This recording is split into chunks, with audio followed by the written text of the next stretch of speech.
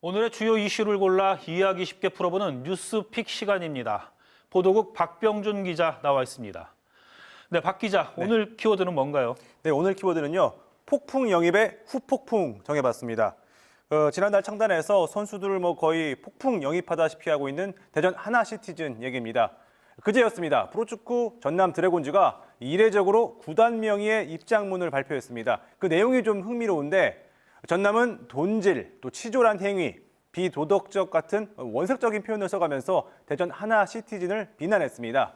지난해 전남에서 뛰던 바이오라는 공격수가 있는데 이 선수를 대전에서 채갔다는 주장인데 전남은 자신들에게 우선 협상권이 있는 선수에 대해서 대전 측이 더 많은 돈을 주고 데려간 건 비신사적인 행위다라고 하면서 A4 용지 2장을 거의 빽빽히 채워서 노골적으로 비난을 이어갔습니다. 자신들이 공을 들인 선수를 대전이 더 많은 돈을 주고 데려가서 시장 질서를 어지럽혔고 또 선수들의 연봉 인플레를 부추기고 있다라고까지 주장을 했습니다. 브라질 출신인 바이오는요, 지난 시즌 중반에 전남이 임대 형식으로 영입한 선수인데 K리그 데뷔 첫 해에 16경기에서 10골이나 넣을 정도로 결정력이 좋다 보니까 이 선수를 좀 뺏긴 게 많이 좀 서운했던 것 같습니다. 네, 계약 기간이 끝났다면 별 문제가 아닐 것 같은데 네. 하나시티즌은 무슨 입장입니까? 비슷합니다. 하나시티즌은 좀 황당하다라는 입장인데요. 전남이 아끼는 핵심 선수가 다른 팀과 계약한 점 물론 서운할 수는 있습니다. 하지만 비난받을 이유는 없다는 게 시티즌의 입장입니다. 특히 대전이 이 선수에게 먼저 이적을 제안한 것도 아니고요. 이 선수의 에이전트 측에서 대전으로 오고 싶다고 먼저 의사를 밝혀온 만큼 문제가 될 게 없다고 밝혔습니다. 또 해당 선수에게 돈을 더 줬다라는 주장에 대해서도 전남보다 10만 달러, 그러니까 우리 돈으로 한 1억 원가량 더 줬을 뿐 시장 교란이나 연봉 인플레를 초래할 정도는 아니다라고 덧붙였습니다. 대전은 올 시즌 기업 구단으로 전환을 하면서 200억 원 이상을 투자하겠다고 공언을 했습니다. 그래서 창단 한 달 사이에 벌써 15명의 선수들을 영입했고 아직도 외국인 선수 자리가 한 자리가 남아서 추가 영입 가능성도 여전한데 이게 폭풍 영입의 상처라면 상처라고 부를 수 있는 상황이 연출되고 있는데 이런 상황이요. 어쩌면 앞으로 대전과 전남과의 경기를 관람하는데 또 다른 재미 요소가 될 수 있을 것도 같습니다. 네, 스페인으로 전지훈련을 떠났는데 곧 돌아온다고요? 그렇습니다.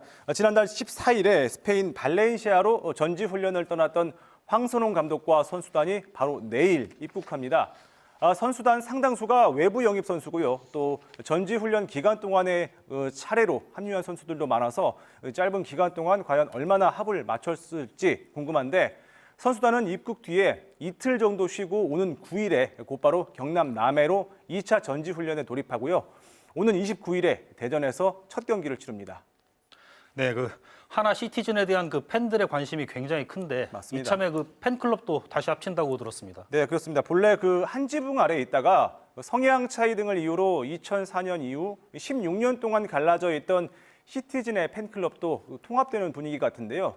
대전 시티즌의 양대 팬클럽이었던 퍼플크루 그리고 대전이스타가 지난 2일에 대전 월드컵 경기장에서 대표들과 회원들이 만나서 서로 통합하는 데 합의를 했고 조만간 통합위원회를 결성하고 통합선언도 할 것으로 보입니다. 이런 분위기에 맞춰서요. 시티즌 측도 올 시즌 팬 서비스를 강화해서 관객을 늘린다는 방침인데 이번 시즌 목표 관중을 경기당 10,000명, 지난 시즌보다 5배 늘린다는 계획입니다. 이미 29일 열리는 첫 경기에는요. 유명 밴드 그룹을 불러서 공연도 준비하고 있다고 합니다. 또 공교롭게도 첫 경기 상대팀이 이번에 설경 감독이 취임한 경남이라서 2002년 월드컵 4강 신화의 주역들끼리 이번엔 감독으로 만나서 어떤 승부를 펼칠지 이 점도 관전 포인트가 될 것 같습니다. 지금까지 뉴스픽이었습니다.